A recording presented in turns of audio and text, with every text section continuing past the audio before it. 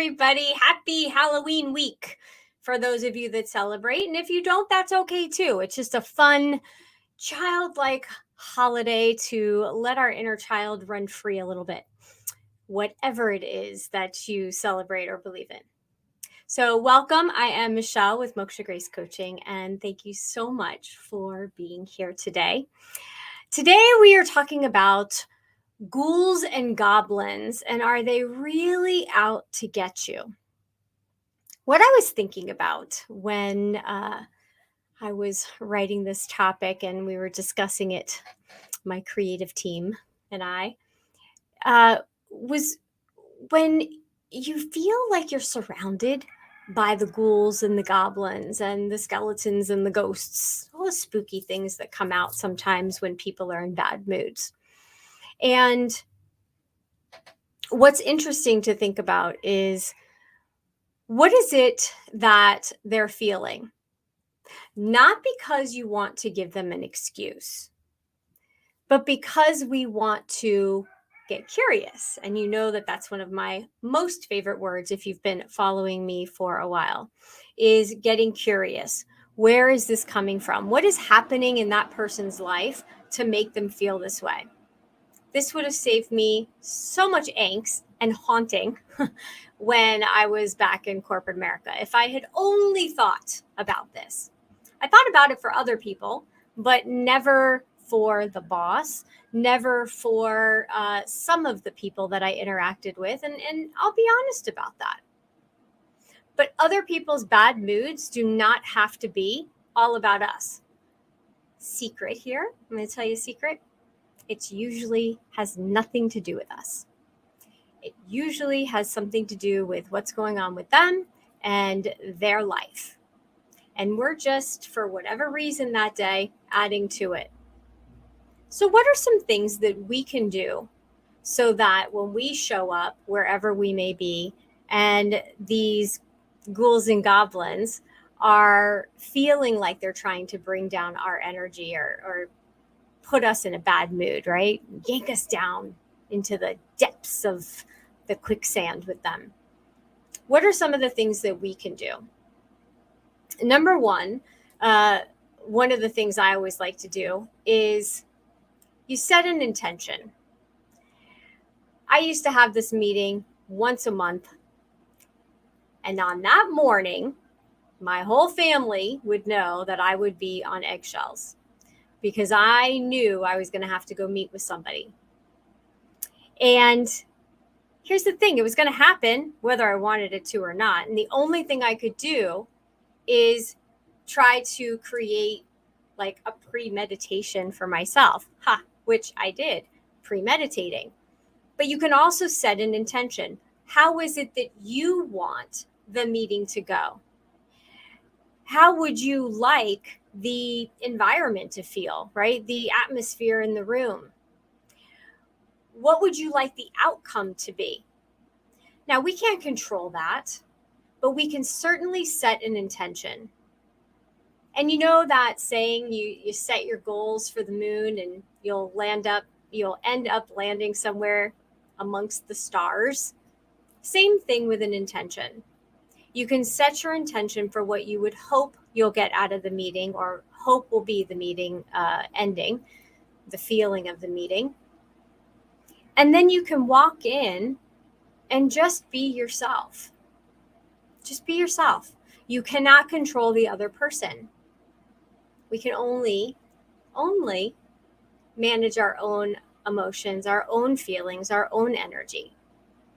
So let's say you go to this meeting, the meeting doesn't go well, even though you set the best of intentions. And trust me, it would have been a lot worse if you had not set those intentions. And then the rest of your day just seems to fall apart. One thing after another, something happens, and then something else happens. Somebody complains, and maybe the traffic on the way home was bad, and you have to take some work home. You're overwhelmed. You had no time for yourself, and you're frustrated. On the drive home, or the walk from where your computer is, whether you are in a remote situation, when you go to shut that computer off, take some time for yourself, whether you're in the car driving home or you're waiting for the computer to shut down.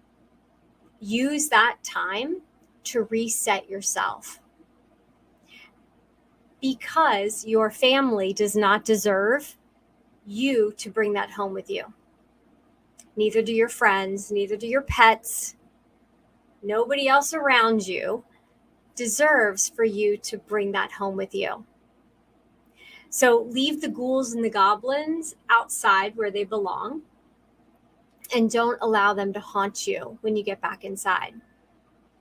Now, once you're inside, what are some things that you can do? You can listen to some music that puts you in a good mood. You can watch a movie or a video that always makes you smile and laugh. You can do something different with the kids. Maybe you get home and the kids have all that homework to do, and you are frustrated because they should have done it before you got home and they didn't. You come home, the sink is full of dishes. Been there. I know all of this. I get it. What can you do so that you don't extend the bad day into the bad night and then potentially another bad day the next day? How can you reset and reboot? Do something silly with the kids. All right, the dishes are in the sink and it's full, and you know you're going to have to wash those dishes, and somebody's got to make dinner. Do something goofy. Have breakfast for dinner. That's something different. Go out and have a picnic in the backyard. Go out to eat if you can. Go take a walk. Sit down with my favorite, sit down with a coloring book and some crayons or markers and just do something fun. Do something for yourself. Sometimes we need to take some time and just reboot on our own. You can do a meditation. One of the ones that I find helpful at the end of a bad day like that is I pretend my movie screen, which is right here.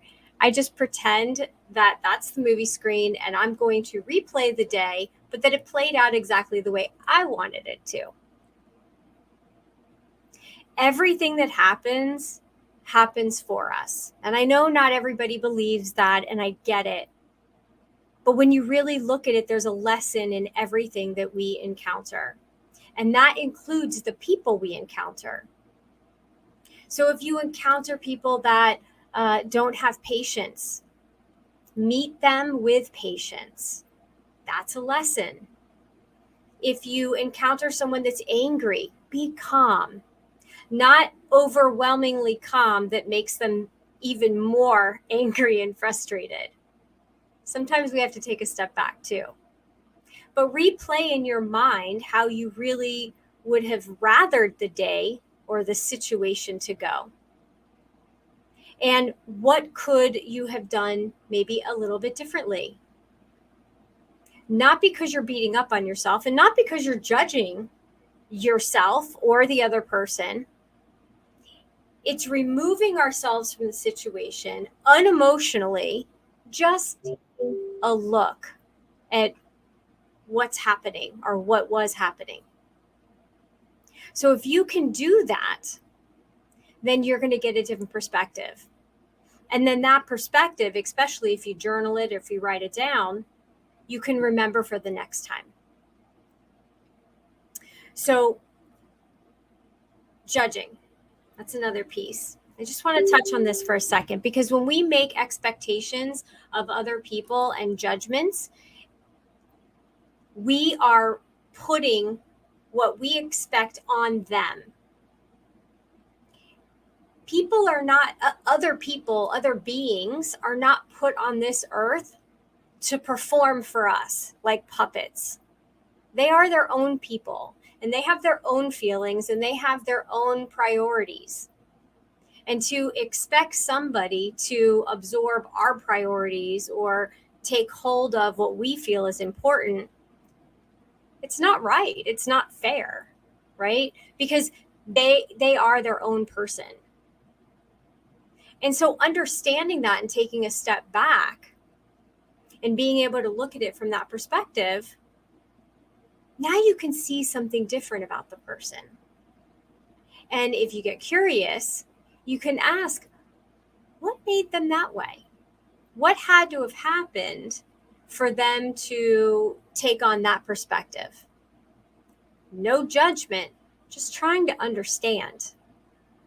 Radical acceptance of another person, it doesn't mean that you approve of their behavior.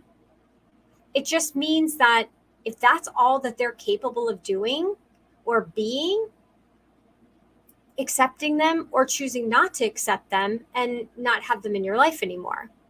Those are your decisions, and you get to be in your power and you get to make those decisions. Those are choices. So, radical responsibility for yourself, radical responsibility for those that surround you. What goblins, what ghouls, what ghosts are you going to allow in your life?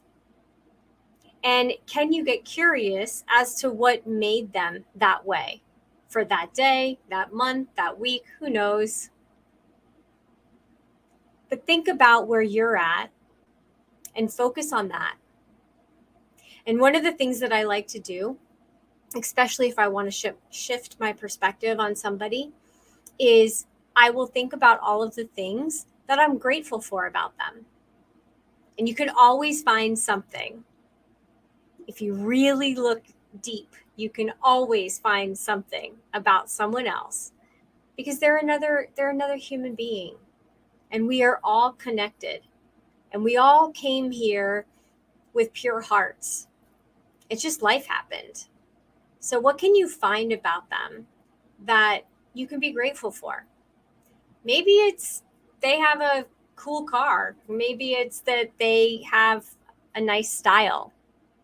That was one that I had with a boss that I didn't particularly like, but she really knew how to dress and she had fashion sense to a point. So